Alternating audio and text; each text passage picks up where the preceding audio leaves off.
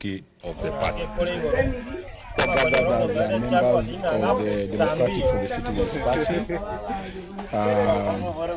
We have leaders from across the country, and I'd like to issue the statement as follows. We, the DCP, we wish to address ourselves to the nation of Kenya and the patriotic citizens of our beloved country as follows. Last week, we announced that our party leader, His Excellency Rigathi Gachagua, will return to the nation on Thursday, 21st August, at noon from the United States of America. We want to confirm that his return is still as scheduled. Second, we call on the people of Kenya to show up at the Jomo Kenyatta International Airport at 8 a.m. to receive our beloved party leader. We shall have a mother of all peaceful processions upon his arrival.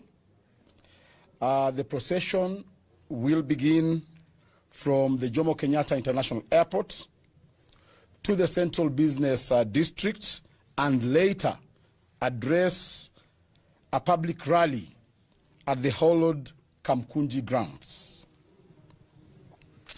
The police are hereby notified to provide security, and they should not dare to demonstrate against the people of Kenya.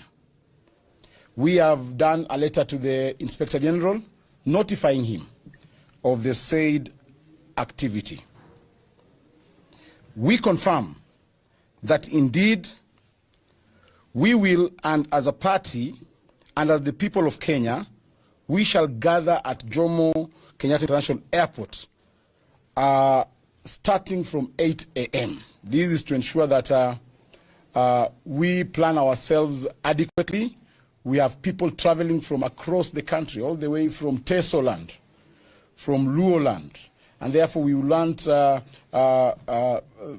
have good organization and protocol at the airport. So we want to ask all our supporters traveling from across the country to be at Jomo Kenyatta International Airport as from 8 a.m. We are also adequately informed of the mischief and also plans by President William Ruto to have our party leader arrested upon his arrival at Jomo Kenyatta International Airport. We are also informed that William Ruto is planning to divert his plane to either Kisumu or Mombasa International Airports to arrest him from there. We have encouraged our members to also plan to receive him in those respective airports. We want to be very particular and candid on this matter. Take notice that any attempt to arrest Honorable His Excellency Rigathi Gachagua once he lands in the country will be met by our supporters across the country. We have asked our supporters to be on standby. We remember when His Excellency Rigathi Gachagua was impeached, he implored upon his supporters to remain calm and resort to singing. This time round, the song will be of a different rhythm. Secondly, we have had President William Ruto and his choir dream that he has been invited by President Trump to the United States of America. Mr. Ruto, on your address to the 80th session of the United Nations General Assembly, under the theme, Better Together, 80 years and more for peace, development, and human rights. President Ruto, what are you going to address the UNGA looking at this year's theme and the UN principles? Is it about extrajudicial killings, abductions, forced disappearances, rapid support forces of Sudan, corruption, illegal gold trade, or illegal detentions.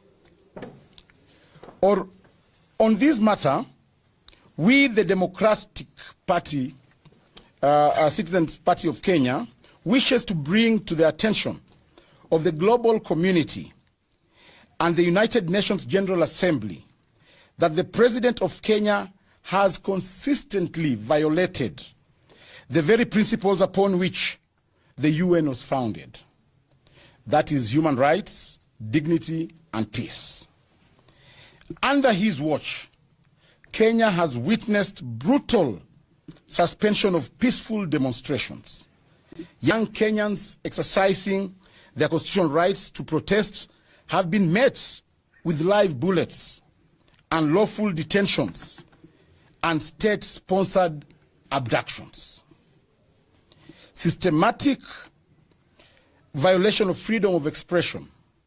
Journalists, whistleblowers, and activists continue to be harassed and silenced. Failure to protect human life. Innocent citizens have died at the hands of security forces with no accountability from the Kenyan government. The UN Charter, the Universal Declaration of Human Rights, and the multiple treaties Kenya is a signatory to, guilty of bloodshed at home.